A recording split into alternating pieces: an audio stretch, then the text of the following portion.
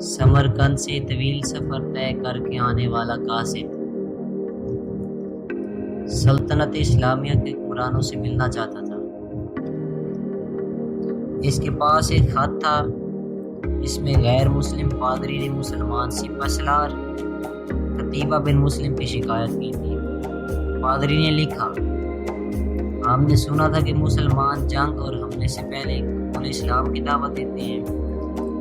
اگر دعوت قبول نہ کی جائے تو جزیہ دینے کا مطالبہ کرتے ہیں، اور اگر کوئی ان دونوں شرائط کو قبول کرنے سے انکار کرے تو جنگ کے لیے تیار ہو جاتے ہیں، مگر ہمارے ساتھ ایسا نہیں کیا گیا اور اچانک حملہ کر کے ہمیں مفتون کر لیا گیا۔ یہ خط سمرقند کے سب سے بڑے پادری نے اسلامی سلطنت کے فرمانروا عمر بن عبدالعزیز کے نام لکھا تھا۔ دمشق کے لوگوں سے شہنشاہ وقت کے قیام گاہ کی معلوم کرتے کرتے وہ قاصد ایک ایسے گھر جا پہنچا کہ جو انتہائی معمولی اور خستہ حالت میں تھا۔ ایک شخص دیوار سے لگی سیڑھی پر چڑھ کر چھت کی لپائی کر رہا تھا اور نیچے کھڑی ایک عورت گارا اٹھا کر اسے دے رہی تھی۔ جس راستے سے آیا تھا واپس اسی راستے سے ان لوگوں کے پاس جا پہنچا جنہوں نے اسے راستہ بتایا تھا۔ اس نے لوگوں سے کہا، میں نے تم سے اسلامی سلطنت کے بادشاہ کا پتہ پوچھا تھا، نہ کہ اس مخلوق الحال شخص کا جس کی گھر چھت بھی ٹوٹی ہوئی ہے۔ لوگوں نے کہا، ہم نے تجھے پتہ ٹھیک ہی بتایا تھا، وہی حکم وقت عمر بن عبدالعزیز کا گھر ہے۔ قاصد پر مایوسی چھا گئی اور بے دلی سے دوبارہ اسی گھر پر جا کر دستک دی۔ جو شخص کچھ دیر پہلے چھت کی لپائی کر رہا تھا وہی اندر سے نمودار ہوا۔ قاصد سے اپنا تعارف کرایا اور خط عمر بن عبدالعزیز کو دے دی۔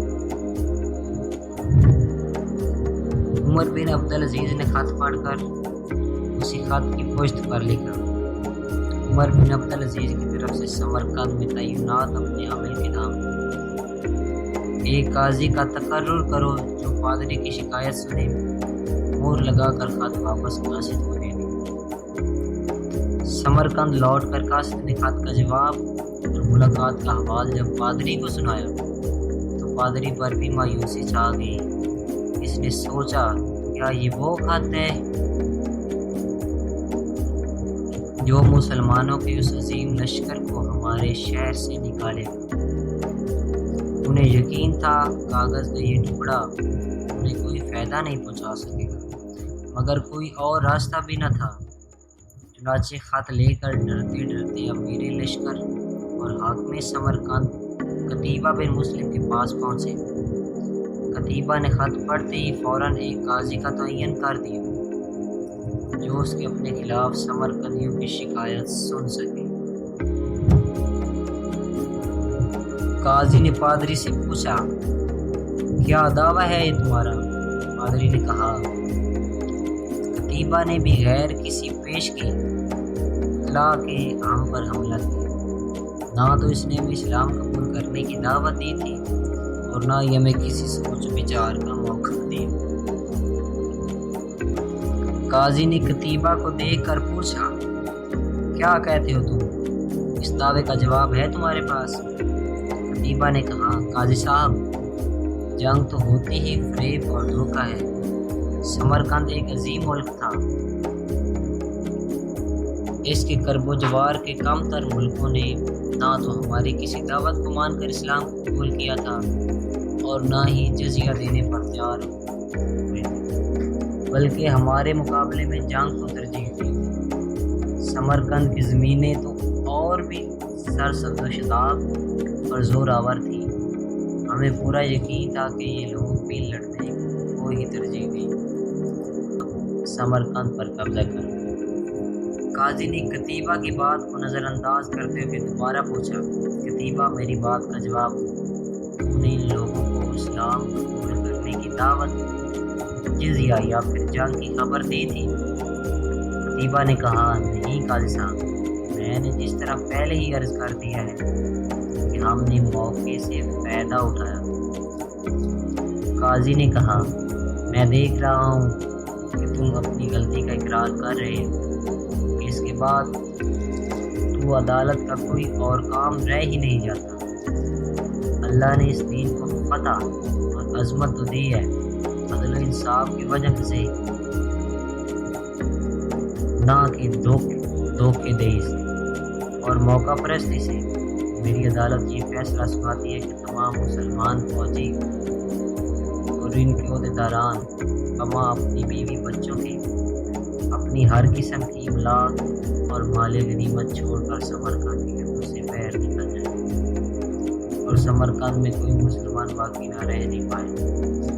اگر ادھر دوبارہ آنا بھی ہو تو بغیر کسی پیشگی اطلاع و دعوت کے اور 3 دن کی سوچ و بچار کی مہلت دیے بغیر نہ آیا جائے۔ پادری جو کچھ دیکھ اور سن رہا تھا وہ ناقابل یقین تھا۔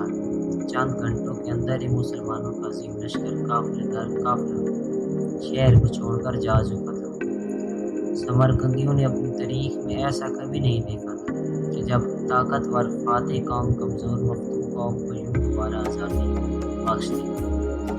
ڈھلتے سورج کی روشنی میں لوگ ایک دوسرے سے سرگوشیاں کرنے لگے۔ یہ کیسا مذہب اور کیسے پیروکار ہیں!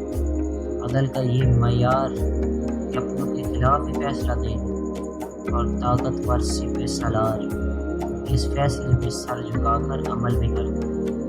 تحریک گواہ ہے کہ تھوڑی ہی دیر میں پادری کی قیادت میں تمام شہر کے لوگ گھروں سے نکل کر لشکر کے پیچھے سرحدوں کی طرف دوڑے اور لا الہ الا اللہ محمد رسول اللہ کا اقرار کرتے ہوئے ان کو واپس لے آئے کہ یہ آپ کی سلطنت ہے اور ہم آپ کی رعایا بن کر رہنا اپنے لیے فخر سمجھیں۔ دین رحمت نے وہاں ایسے نقوش چھوڑے کہ سمرقند ایک عرصہ تک مسلمانوں کا دارالخلافہ بنا رہا۔ کبھی رہبر دو عالم جناب محمد صلی اللہ علیہ وآلہ وسلم کی امت ایسی ہوا کرتی تھی۔